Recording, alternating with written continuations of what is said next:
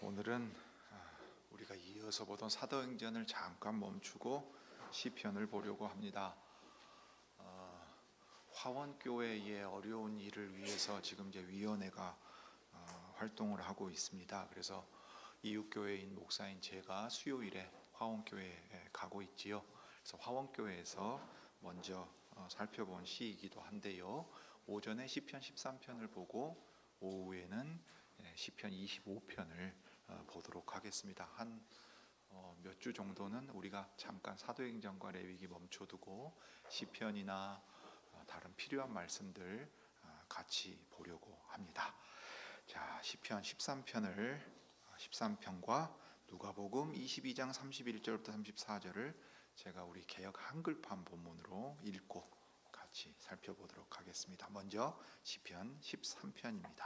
다윗의 시 영장으로 한 노래. 여호와여, 어느 때까지니까 나를 영영히 잊으시나이까? 주의 얼굴을 나에게서 언제까지 숨기시겠나이까? 내가 나의 영혼에 경영하고 종일토록 마음에 근심하기를 어느 때까지 하오며, 내 원수가 나를 쳐서 자긍하기를 어느 때까지 하리이까? 여호와 내 하나님이여, 나를 생각하사 응답하시고 나의 눈을 밝히소서. 두렵건대 내가 사망의 잠을 잘까 하오며,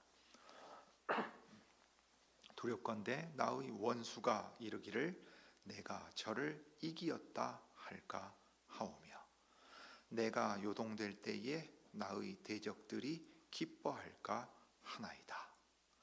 나는 오직 주의 인자하심을 의뢰하였사오니 내 마음은 주의 구원을 기뻐하리이다. 내가 여호와를 찬송하리니 이는 나를 후대하심이로다. 신약성경 누가복음 22장 31절부터 34절 한 군데를 더 읽겠습니다. 시몬아 시몬아, 보라, 사단이 밀가 부르듯 하려고 너희를 청구하였으나 그러나 내가 너를 위하여 내 믿음이 떨어지지 않기를 기도하였노니 너는 돌이킨 후에 내 형제를 굳게 하라. 저가 말하되 주여, 내가 주와 함께 오게도 죽는데도 가기를 준비하였나이다. 가라사대 베드로야, 내가 네게 말하노니 오늘 닭 울기 전에 내가 3번 나를 모른다고 부인하리라 하시니라. 자, 사랑하는 교우 여러분, 우리가 사도행전을 계속해서 보면 그리스도께서 하늘에 오르신 뒤에 성령님을 제자들에게 보내시고 그리하여 예루살렘의 교회가 서고 온 유대와 사마리아와 이방인들의 땅에 이르기까지 복음이 퍼져나가는 것을 보게 됩니다. 나중에 가면 이제 바울이라는 위대한 사도를 준비시키셔서 그 복음이 로마에 이르게 하시고, 물론 그 전에 로마의 복음이 이르렀습니다마는 더 분명하게 바울이 매여 있지만 바울이 전하는 복음은 세계 곳곳으로 퍼져나간다 하는 것을 보여주십니다. 그런데 성경에는 이제 그런 내용만 있지 않지요. 예수 그리스도께서 하늘에 오르시면 하나님의 뜻이 다 형통하게 잘 이루어지느냐 하면, 우리가 아까 읽은 13장 본문에도 간략하게 나오지만 마가라 하는 요한, 바나바의 사촌 동생으로 보입니다. 조카라고 번역되어 있는데 아마 사촌 동생으로 보이는데요. 바나바가 이 마가 요한을 데리고 선교여행에 갔는데 마가 요한이 중도에 이제 예루살렘으로 돌아가 버리는 일이 발생합니다. 크게 다투는 일까지도 생기지요. 그래서 어떤 사람은 이렇게까지 말합니다. 왜 버가에 들렀는데 버가에서는 회당에 들어가지 않고 더 올라갔는가? 안식일에 들어가서 복음을 전할 힘이 없었을 거라고 생각합니다. 괴로운 일들이 그 안에 있지요. 예루살렘 교회에 갔을 때의 상황도 우리가 기억하실 것입니다. 그러니 신자의 삶과 그리스도의 교회를 이루고 하나님 나라 백성으로 사는 삶이 꽃길만 걷는 삶이라는 것은 결코 아님을 우리는 경험으로 알고 있고 또 성경도 우리에게 보여주고 있습니다. 참으로 신자가 이 땅을 살아갈 때 괴로운 일들, 교회가 경험하는 괴로운 일들 가운데 우리는 시편에 눈을 돌리게 됩니다. 시편이야말로 어떤 사람들의 표현처럼 살아서 툭툭 튀어오르는 물고기 같습니다. 욥기를 읽을 때도 그걸 느끼지요. 이해할 수 없는 고통이 지속될 때에 하나님 앞에서 의문을 갖고 심지어는 하나님께 따지고 묻는 장면까지 보입니다. 오후의 낭독 본문은 그 욥기의 마지막 장 42장입니다. 자, 그럴 때 시편으로 눈을 돌려서 괴로움 가운데 하나님께 아뢰고 기도하고 그런데 놀랍게 찬송으로 끝맺는 시인의 시를 눈여겨볼 필요가 있습니다. 그 시 가운데 대표적인 시가 오늘 시편 13편입니다. 그래서 오늘 시편 13편을 1, 2절을 먼저 생각해보고 그 다음에 이제 이 3, 4절 1, 2, 3, 4절 본 다음에 5, 6절을 나눠서 우리가 괴로움 가운데 탄식하며 기도하게 되는데 도대체 무엇 때문인가 하는 것을 생각해보고 그런데 갑자기 이토록 괴로워하던 사람이 갑자기 찬송하는 모습으로 확 바뀐단 말이죠. 도대체 이건 뭔가? 도대체 그는 어디서 소망을 발견하고 그래서 찬송할 수 있었는가 하는 것을 생각해 보려고 합니다. 그리고 이제 시편을 읽을 때 항상 나오는 주제가 있어요. 괴로움 가운데 하나님께 탄식하며 도와달라, 건져달라 구할 때 꼭 등장하는 빌런이 있습니다. 악역이 있어요. 그게 누굽니까? 내 대적, 내 원수들이라고 표현하는 사람들이 있죠. 사람들이 흔히들 시편을 읽을 때 크게 오해할 때가 있습니다. 대중적인 오해가 무엇일까요? 기업 총수나 또는 정치인들이 범죄 혐의가 입증되어서 유죄 판결을 받고 복역하게 되잖아요. 그럼 대체로 무슨 얘기합니까? 시편의 시인이 얘기한 것처럼 자기는 억울한 고난을 당한다 생각하고 감옥 안에서 뭐 읽는다 그럽니까? 성경이 있는데 대체로 뭐 읽든가요? 고난당하는 사람에게 자기를 이입해서 읽어내죠. 그러니까 내 원수 내 대적들은 나를 문자 그대로 기소해서 감옥에 가둔 못된 놈들이고 나는 이유 없이 고난당한 의인인데 시편에 그런 얘기가 너무도 많다라는 거예요.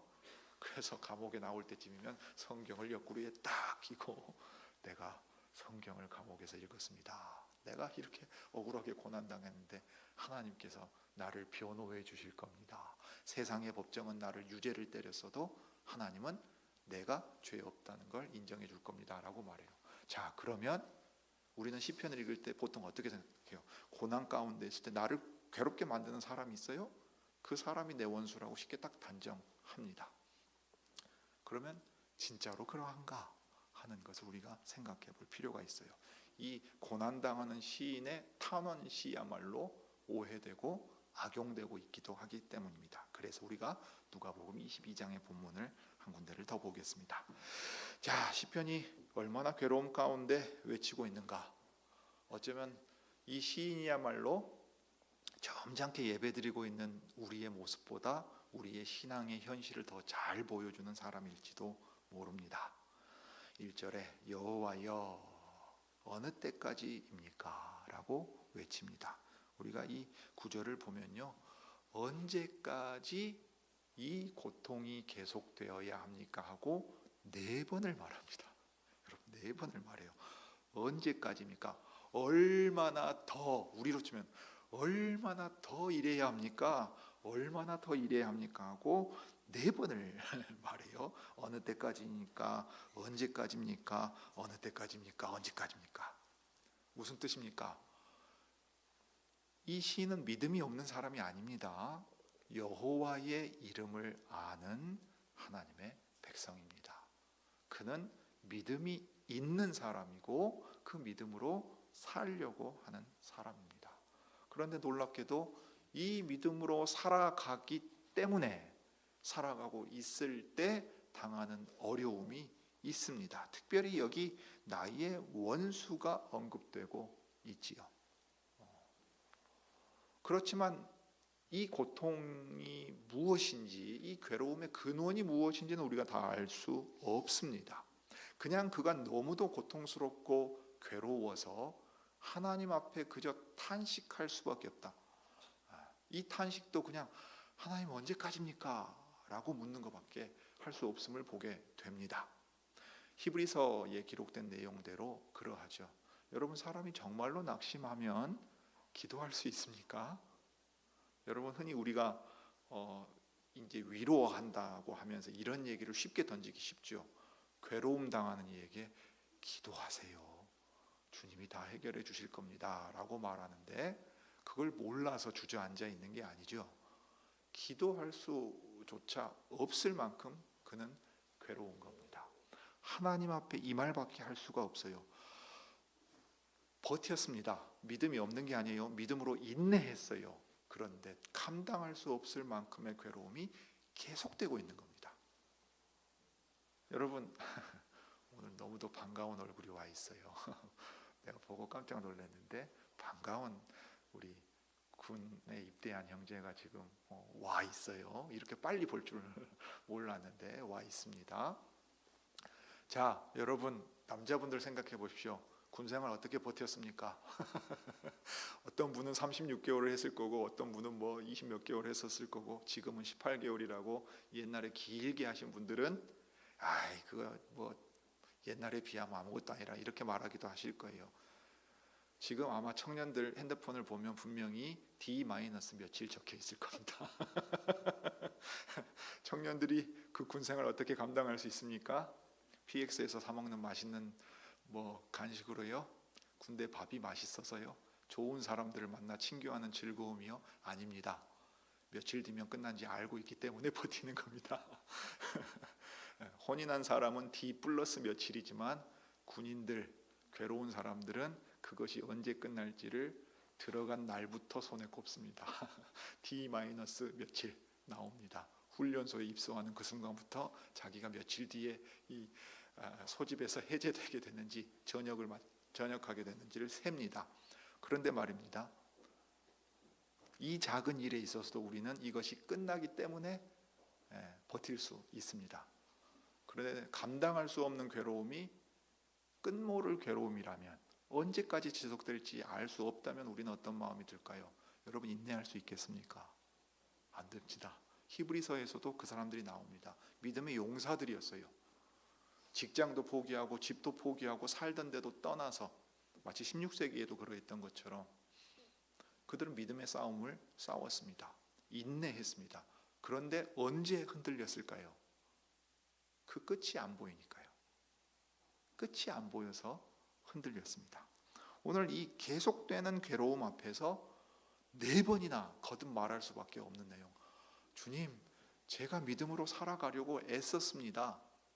이 괴로움, 믿음으로 인내하며 소망을 붙잡으려고 했습니다. 그런데 도대체 언제 끝납니까? 저 더 이상 힘이 없습니다. 라고 정말로 마지막 순간에 이른 것처럼 얘기합니다. 그냥 밖에서 나를 괴롭게 만듭니다. 그게 진짜 괴로움이 아니에요. 무엇이 괴로운가 한번 보십시오. 여호와여, 어느 때까지입니까? 저를 잊으셨습니까? 그 다음에 주의 얼굴을 저에게서 언제까지 숨기시겠습니까? 했어요. 여러분, 언약 백성은 주님과 얼굴을 마주하는 관계입니다. 자신이 이 언약을 깨뜨리면, 언약을 배반하면 등을 돌리지요. 그러니까 자기가 얼굴을 돌리는 겁니다. 그 다음에 그래서 우리의 죄 때문에 여호와께서 그와 함께하지 않으시면 어떻게 될까요? 거기 안 계시는 거지요. 아니면 얼굴을 돌리십니다. 언약은 유지되어 있는데 얼굴을 돌리셔서 보고 계시지 않을 수 있어요. 그런데 이 언약은 유지되고 있습니다. 그런데 놀랍게도 하나님의 얼굴을 볼 수 없는 것 같아요. 하나님이 나와 함께 하고 계시지 않는 것 같습니다. 잠깐이라면 나를 징계하시는 것이라고 달게 받을 수 있어요. 언제 끝날지를 모르는 상황입니다. 그러니까 지금 원수가 막 일어나 가지고 막 그의 자기의 죄에 대하여 또는 자기에게 어려움을 일으키면서 여기 일어났다 대적한다는 말은요 아주 강하게 부딪히는 싸우는 모양새이거든요. 사실은 그 자체가 궁극적인 괴로움은 아닙니다. 그가 이렇게 하고 있는데 하나님이 그걸 내버려 두시는 것 같아요. 그러니까 의아한 거예요. 욥의 상황과 똑같지요. 여러분 욥의 상황과 똑같은 겁니다. 그래서 마치 하나님께서 나를 잊어버리신 것처럼, 그것도 잠깐이 아니라 영원히, 그래서 이것이 끝나지 않을 고통이 될 것처럼 시인은 느끼고 있습니다. 주의 얼굴을 제게서 언제까지 숨기시겠습니까? 하나님 이 언약은 깨진 적이 없고 저도 하나님 이 언약을 배반하지 않았는데 언약의 주님께서 왜 그 얼굴을 가리셔서 제가 비쩍비쩍 근심과 괴로움 가운데 말라 죽게 만드십니까? 이 얘기지요. 자, 여러분 이런 상황이 되면 어떤 괴로움이 있어요. 그럼 우리는 반드시 어떤 행동을 하게 됩니다. 그리고 이것이 끝도 없이 지속되면 꼭 우리 마음에 생각하는 것이 있어요. 그게 무엇입니까? 왜? 왜라는 질문을 합니다. 왜? 우리 자녀들 자라갈 때 이제 말이 트이고요. 걸어 다니면서 왕성하게 활동하면 엄마 아빠 괴롭게 만드는 일이 있어요. 어떻게 괴롭히던가요? 이거 뭐야? 이거 뭐야? 왜? 왜? 이거 뭐야? 물어본단 말이에요.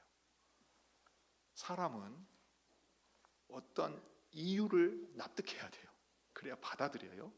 고통의 문제가 괴로운 이유는 이겁니다. 이유를 알 수가 없어요. 왜 이렇게 계속되는지도 알 수 없고 왜 이 고통을 당해야 되는지도 알 수가 없어요. 그러니까 우리는 쉽게 단정 지으려고 하죠. 네 죄 때문이다. 네가 지은 죄가 있으니까 이 괴로움을 당하는 것 아니냐. 하나님께서 침묵하고 얼굴을 가리고 계시는 것 아니냐. 욥의 상황이 그러하게 되는 겁니다. 그런데 자신은 알아요. 자기가 죄인인 것도 알고 하나님께서 탈탈 털면 당연히 무언가 나올 거라는 걸 알아요. 그런데 지금 이 구체적이고 직접적인 이 오랜 기간 동안 고통당하는 문제는 단순히 내가 일반적인 의미의 죄인이고 하나님 앞에 온전하지 않다는 데서 비롯된 게 아니라는 겁니다. 자, 그래서 2절 내가 나의 영혼에 경영하고 종일토록 마음에 근심한다 했어요. 여기 내 영혼에 경영한다는 말이 무슨 뜻일까요? 여러분 잘 아는 내용이에요. 방금 말한 내용입니다.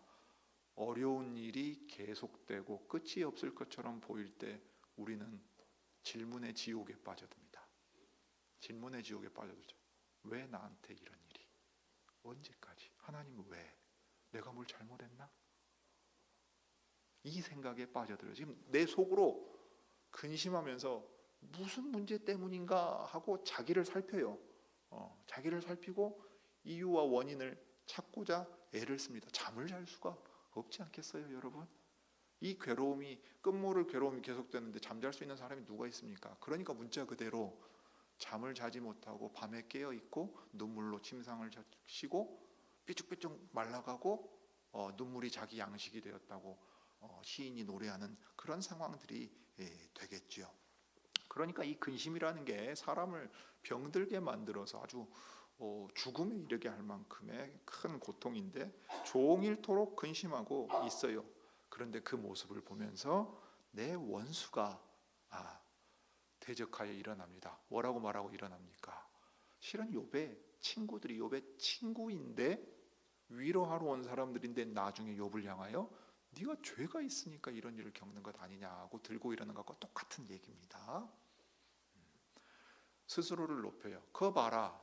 너 믿음으로 산다고 뭐 잘 살고 있는 것처럼 하나님 의지한다고 괴로울 때 인내한다 말하더니 거 봐라. 이거 다 네 잘못 아니겠냐. 그리고 그 믿음으로 산다는 게 뭔 대단하다고 네 그렇게 살아가느냐.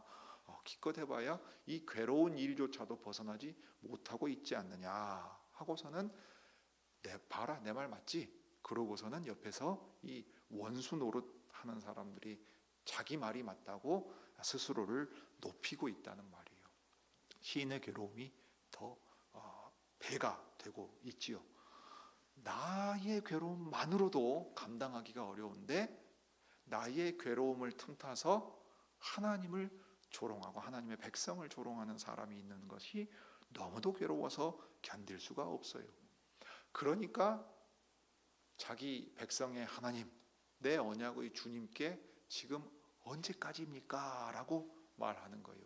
이것이 나 자신의 일일 뿐만 아니라 이것은 언약 백성의 일이고 더 나아가 하나님의 이름과 관련된 일 아니겠습니까? 저 원수가 하나님의 백성, 더 나아가 그를 통해 하나님의 이름까지도 조롱하고 자기를 높입니다.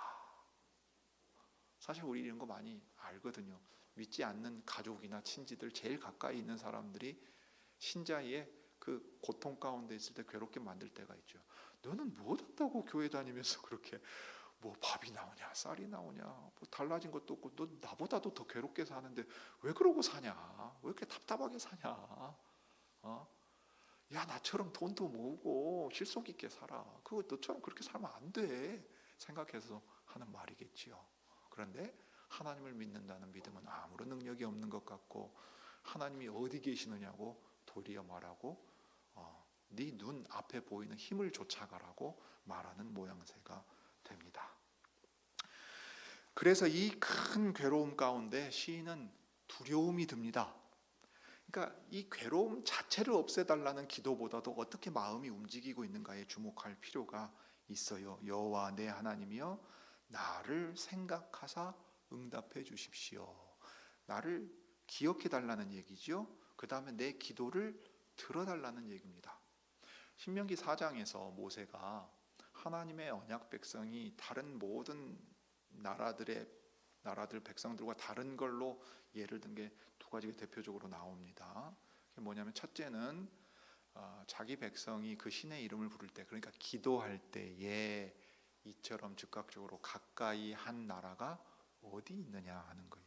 기도할 때 들으시는 하나님입니다. 그렇다면 반대로 기도할 때 듣지 않으시는 것 같고 얼굴을 가리시는 것 같으면 이유가 있는 거예요. 이유가 있는 거고 이것이 계속될 수 없는 일이에요.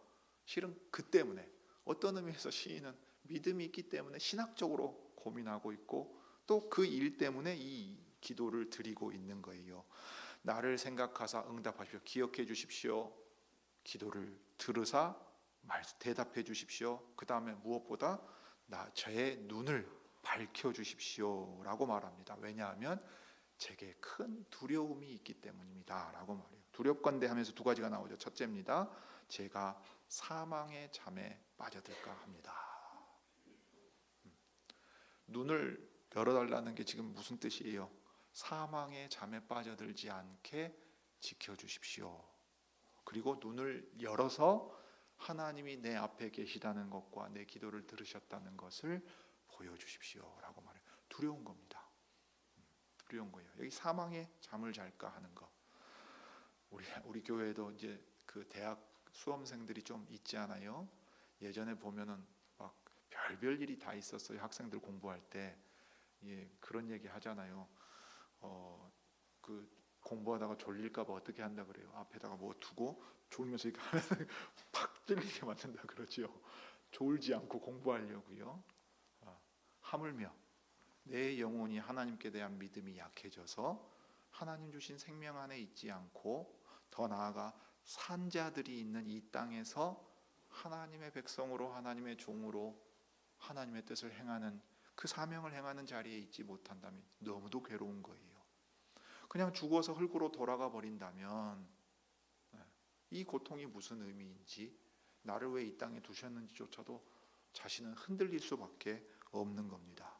그러니 사망의 잠에 빠져들어가지 않게 저를 기억하시고 기도에 응답해 주셔서 눈을 열어주십시오. 죽어가는 자와 같이 죽은 자와 같게 되지 않게 해주십시오. 그 얘기는 이 땅에서 살아 여호와를 찬송하게 해주십시오. 시편에 나온 바로 그 얘기입니다. 그런데 더욱 두려워하는 상황이 있어요. 4절입니다.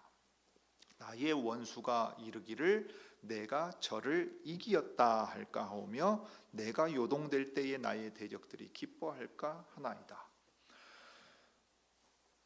죽음으로 빠져들어가는 일 두려운 일입니다. 그런데 단순히 내가 죽음을 두려워하는 게 아니에요. 하나님의 백성으로서 이 땅에 살아 하나님을 찬송할 기회가 사라지는 일에 대하여 하나님께 말씀을 드리는 일이고, 더 나아가서 4절, 오히려 주님의 성도가 고통 가운데 고난 가운데 그 믿음이 약해지고 그 생명까지 사라져 버린다면 결국 무슨 일이 일어나느냐 하면, 내 원수, 내 대적들이 다수잖아요. 다수. 나는 하나인데 대적들은 다수예요. 그 사람들이 뭐라 그러냐면은, 그거 봐라, 우리 말 맞지? 뭐 신이 어디 있다고, 뭐 예수 믿는다고 저 난리를 피우고 하더니, 하나님 어쩌고 저쩌고 하더니 그 자기 괴로운 일 하나 해결을 못하고 저 죽어버렸더라 하고서는 승전가를 부른다고 노래를 부르는 거, 노래를 불러요. 의기양양해가지고 콧노래를 불러요. 나중에 시편 25편도 똑같은 상황이 나오는 겁니다. 하고 내가 저를 이겼다 하면 결국 누구를 이긴 거냐면요, 시인이 의지하던 여호와 하나님을 이기는 거예요. 그러면 시편 14편에 말하는 것처럼 어리석은 자가 그 마음에 이르기를 신이 없다 말하는 것처럼, 신이 어딨냐 거 봐라. 고통의 문제 앞에서 믿지 않는 이들은 의기양양하게 말하거든요. 그 제발 그 종교라는 망상에서 빨리 벗어나와. 하루빨리 벗어나와. 그래야 돼. 그래야 그 고통 괴로운 일 벗어날 수 있어. 당신 스스로가 정신 차리지 않으면 신이 어딨다고 그걸 당신 그 괴로운 일 벗어나게 해줘 라고 말해요. 흔들릴 것 아닙니까? 사망의 잠을 잘 것 같고 근심하고 괴로움 가운데 있으니까 대적들이 이렇게 말하고, 실제로 이 땅에서 뭔가 힘을 발휘하는 어떤 것들을 보여주고 치면 흔들리는 거예요. 악한 자들이 더 잘 되는 것 같고요, 하나님 안 계신 것 같고, 하나님 안 믿어도 잘 살 수 있는 것 같이 보일 때, 오히려 하나님 안 믿기 때문에 더 잘 사는 것처럼 보일 때 흔들려요. 굳건히 서 있었는데 요동치더라 이 말이에요. 그러면 뭐라 그래요? 그때 되면 또 뭐라 그럽니까? 그 믿음이란 거 아무것도 아니야. 그냥 종교적인 망상. 자기가 약하니까 약할 때 의지할 것 찾아서 의지했던 것뿐이야. 사람이 계몽돼서 정신 차리면 이제 자기 힘으로 악착같이 살아야 된다는 거 알게 될 거야. 저 저 사람도 이제 겨우 정신 차린다. 그러니까 여호와라고 이름하는 이스라엘 부족신이든 뭐 예수라고 신이라고 주장하는 사람이든 그런 거 의지하지 마라 하고 말해요. 많이 들어본 얘기지요. 지금도 우리가 듣고 있는 얘기거든요. 왜 얼마나 괴로운 상황이고 상황은 달라진 것이 없습니까? 그런데 5절에 가면 갑자기 분위기가 확 바뀝니다. 나는 오직 주의 인자하심을 의뢰하였사오니 내 마음은 주의 구원을 기뻐하리이다 했어요. 시편 14편을 읽으면요, 그냥 이렇게 쭉 읽으면 어떤 마음이 듭니까? 이 사람이 고통과 괴로움이 과한 나머지 정신줄을 놓았는가? 여러분, 상황이 달라졌다는 얘기 없잖아요. 여호와께서 그 얼굴을 짠 하고 드러내셔가지고 얼굴빛으로 비춰주셔서 복 주셨다는 얘기도 없어요. 이 무슨 정신승리인가? 요즘 표현을 치면 그렇지 않아요. 달라진 건 하나도 없고 자기 요동치고 있었는데, 흔들리고 있었는데 갑자기 아니다 나는 주의 인자하심을 의지했기 때문에 주의 구원을 기뻐할 것이다. 요즘 젊은 사람들 표현들 그냥 혼자 종교적인 신념으로 정신승리하는 것처럼 보여요. 그런데 분명한 것은 4절에서 5절로 넘어올 때 무슨 일이 있었다는 겁니다. 무슨 일이 있었다는 거예요. 자, 무슨 일이 있었을까요? 사실은 5절에서 그 단서를 찾아야 돼요. 나는 오직 주의 인자하심을 의뢰하였사오니 라고 말할 때, 이 인자하심은 언약의 주님이 죄인들을 불러 자기 백성 삼으셨고 그 백성을 언약 가운데 인도하실 때 보여주시는 자비로운 사랑입니다. 우리가 출애굽기 볼 때 봤던 바로 그 내용인데요, 황금 송아지 우상, 시내산에서 언약을 맺고 바로 그 다음에 그 일을 한 거예요. 율법을 받으러 모세가 올라갔는데 그 밑에서는 무슨 짓을 했습니까? 이것이 너희를 이집트에서 인도하여 낸 여호와로라 하고 황금 송아지 우상을 만들어냈단 말이에요. 제사장인 아론부터 타락했고 모든 백성이 부패하였습니다. 하나님과 언약을 맺어서 하나님께서 그 언약 파기하셔도 돼요. 언약 파기하셔도 되는데 모세가 중보하며 간구한 내용에 귀를 기울이시고 들으셨죠. 그러면서 자기의 영광을 모세 앞으로 지나가게 하시면서 자신이 누구라고 선언해 주셨습니까? 여호와로라 여호와로라, 자비롭고 노하기를 더디하고 은혜가 풍성하신 하나님이라고 여호와가 어떤 분인지를 영광을 드러내며 보여주셨습니다. 죄인들의 죄를 즉각적으로 처분해서 언약을 다 깨버리시는 것이 아니라 언약의 백성들이 죄 가운데서도 돌이켜서 다시 그 언약이 신실하게 유지될 수 있도록 자비로운 사랑을 베풀어 주신다, 이 말이에요. 자, 그러니까 4절까지도 흔들리고 근심 가운데 있었으나 신뢰 가운데로 5절에서는 다시 돌아옵니다. 이것은 실은 과거의 형태예요. 오직 주의 인자하심을 의뢰하였사오니, 언약의 주님이 나를 언약 백성 삼아 주실 때 어떻게 행하셨는가를 기억하는 겁니다. 여러분, 여호와께 나를 기억해 달라고 기도하는 사람이 지금 생각한 게 있어요. 무엇입니까? 여호와 하나님 언약의 주님은 사실 그 자리에 언제나 그대로 계셨어요. 계셨습니다. 얼굴을 감추신 것 같았으나 얼굴을 가리지 않으셨어요. 그냥 그 고통이 그에게 극심하게 있었을 뿐입니다. 그러면 그때 흔들린 건 무엇이었습니까? 여호와 하나님이 계셨다 안 계셨다, 얼굴을 가렸다 펼쳤다 하신 겁니까? 아니잖아요. 시인 자신이 흔들린 겁니다. 시인 자신이 극심한 고통 가운데 내 자신이 하나님께 대한 믿음이 흔들렸어요. 흔들렸습니다. 그런데 옛적에 내게 베푸셨던 은혜와 사랑을 기억했어요. 그랬더니 무엇이 떠올랐습니까? 여호와 언약의 주님은 나 같은 죄인을 불러 자기 백성을 삼으셨고 그 백성의 죄를 용서하시기 위하여 모든 은혜로운 수단을 내셨고 자기 백성을 한 번도 떠나지 않으신 분이다 하는 것을 기억했어요. 옛적 일과 은혜 주신 일을 기억했습니다. 그러니까 다시금 생각한 게 있죠. 여호와 하나님이 변하신 게 아니고 누가 변한 거예요? 내 마음이 요동을 치고 변한 거라는 것을 생각한 겁니다. 괴로움이 극심한 까닭에, 원수와 대적들이 나를 흔들어댄 까닭에 내가 흔들렸던 거구나. 하나님이 흔들리신 게 아니라 내가 흔들렸던 거구나. 그러면 오직 그 언약 가운데 베푸신 그 사랑의 일을 기억하고 그 하나님이 변치 않으시는 하나님이기 때문에 이것이 언제 끝날지 알 수는 없지만 나에게는 소망이 있음을 기억하게 된 겁니다. 끝난다는 걸 확실하게 아는 거예요. 마치 우리 예수님 다시 오실 때까지의 주님 백성들의 상황과 같지 않습니까? 요한계시록에 얘기가 나오죠. 주님, 우리를 신원하여 주지 아니하시기를 언제까지 하시겠습니까? 똑같아요. 시편과 똑같습니다. 우리가 주님의 백성으로서 의롭다는 사실을 확인시켜 주시지 않고 언제까지 죽게 놔두시고 고통당하게 놔두십니까?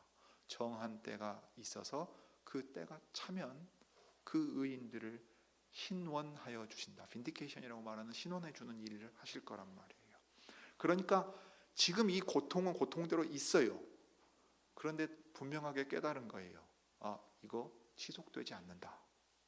하나님의 백성에게 영원토록 하나님이 잊어버리시고 침묵하시고 얼굴을 가리신 것처럼 내버려 두지 않는다. 끝난다. 이 사실을 기억하게 됩니다. 그러니까 지금 당장 이 구원이 임하지 않았을지라도 그는 어떻게 말할 수 있어요? 주님이 저를 이 괴로움 가운데서 대적들이 둘러싸서 나를 죽음에 이르게 만들려고, 그래서 자기들을 자랑하려고 하는 그 상황 가운데 두지 아니고 나를 구원하실 것이다 하는 확신 가운데 이릅니다.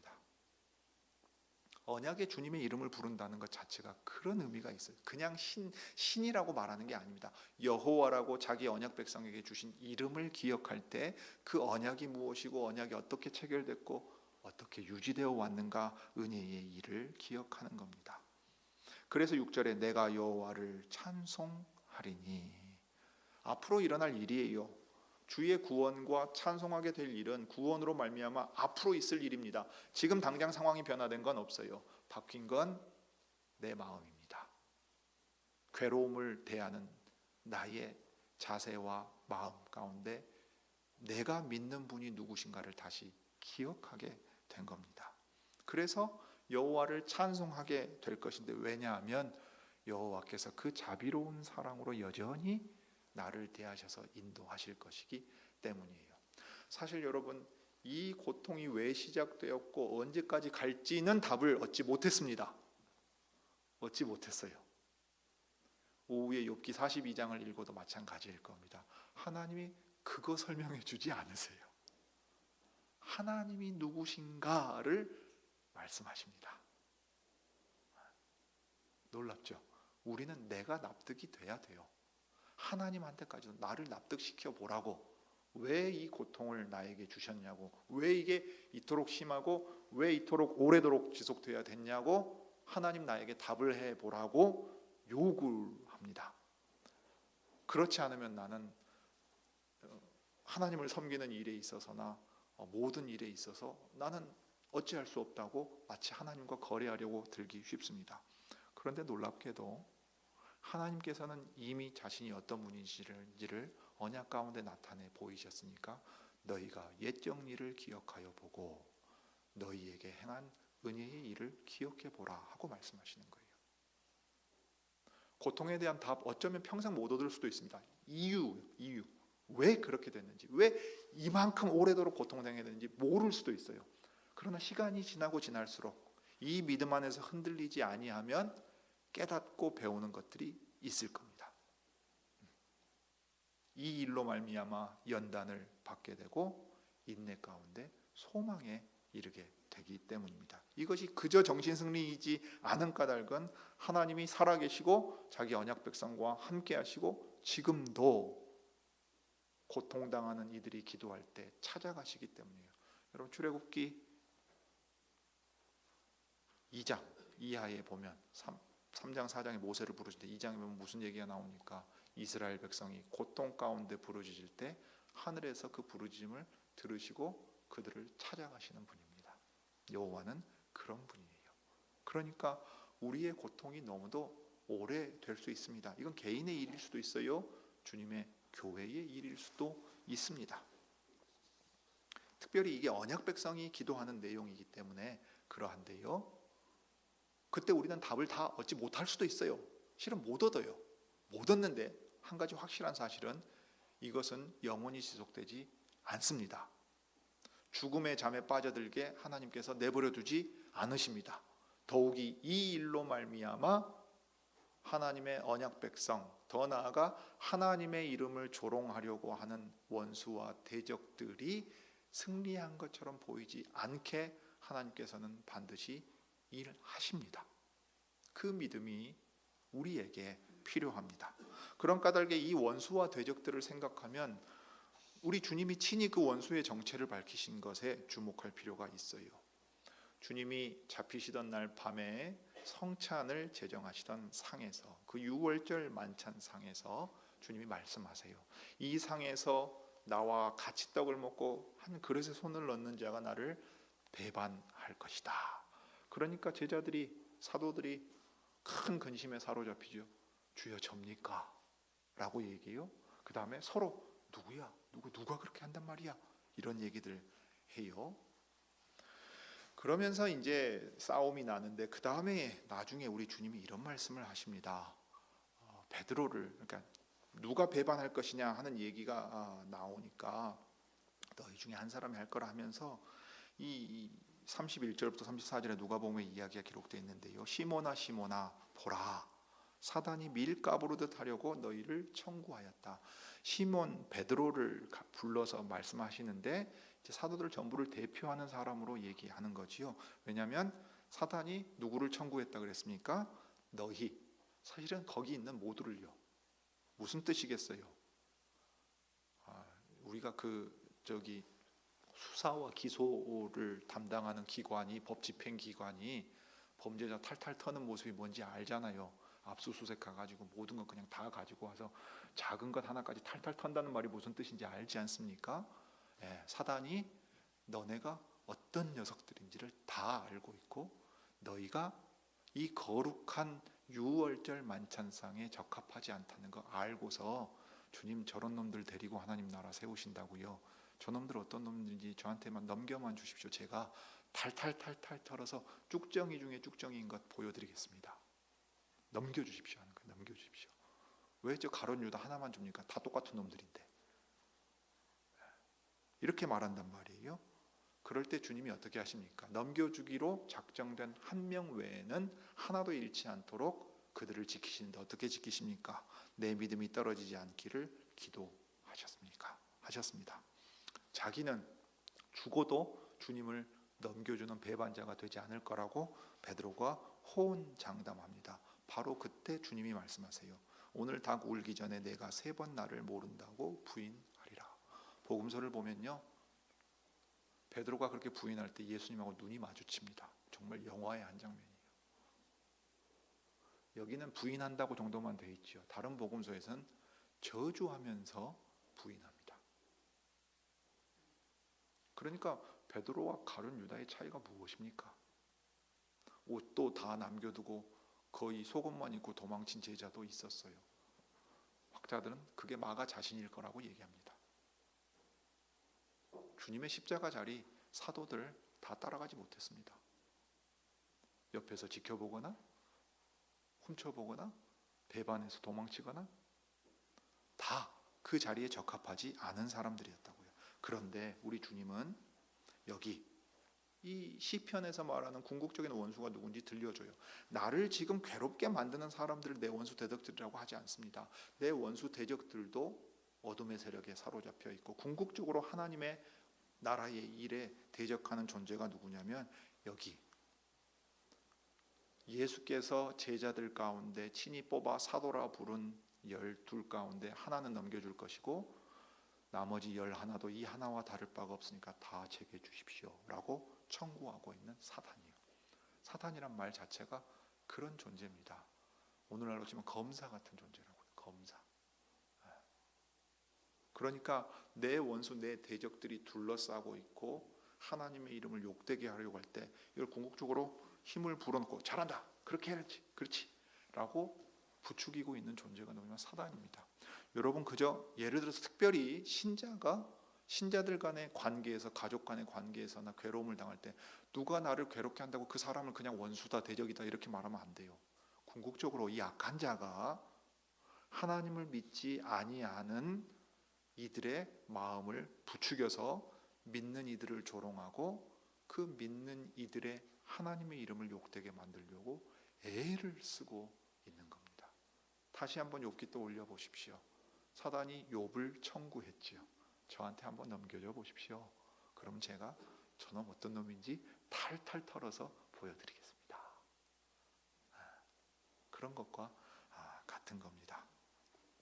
그러니 우리의 원수가 누구인가 생각할 때 참으로 이 악한 자가 할 수만 있으면 그리스도도 시험에 넘어지게 만들려고 했고 무엇보다 우리의 연약함을 틈타서 요동치고 의심하고 괴로움 가운데 있음으로써 감당할 수 없는 그 상황에서 우리를 뒤흔들고 원수와 대적들이라고 불리는 사람들, 심지어는 자기 형제나 가까운 이들조차도 조롱하게 만드는 이 원수에 대하여서 우리가 기억을 해야 된다 이 말입니다. 하나님 나라의 원수가 믿는 이들의 괴로운 일들 가운데서 우리의 믿음을 할 수만 있으면 저버리게 만들고 이 믿음이 힘을 발휘하지 못하고 하나님이 안 계시다고 증명하게 만들려는 그 일들 가운데서 우리 주님이 우리를 향해 무엇을 행하셨는가를 기억함으로써 이 믿음이 흔들리지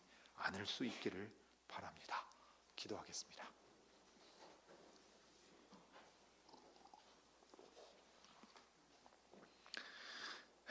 은혜와 자비가 풍성하신 하나님 우리 아버지, 우리는 우리의 괴로운 일들 가운데 그것이 오래도록 계속될 때 하나님께서는 우리와 함께하지 않으시는 것 같고 그 얼굴을 감추셔서 영원히 우리를 잊어버리신 것처럼 생각합니다.